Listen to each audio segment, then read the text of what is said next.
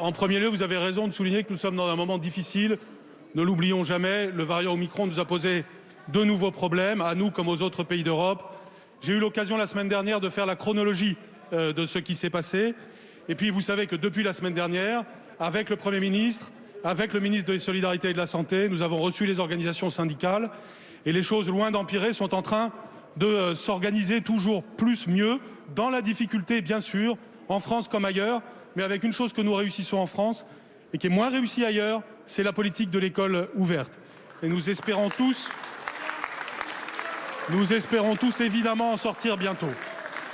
Alors il ne m'a pas échappé qu'il y avait, au-delà de la taxe sur la politique, la taxe sur la personne et sur le sujet éventuel de mes vacances. Je voudrais, en quelques mots, vous le dire. D'abord, est-ce que j'avais le droit de prendre quelques jours de congé après cette année?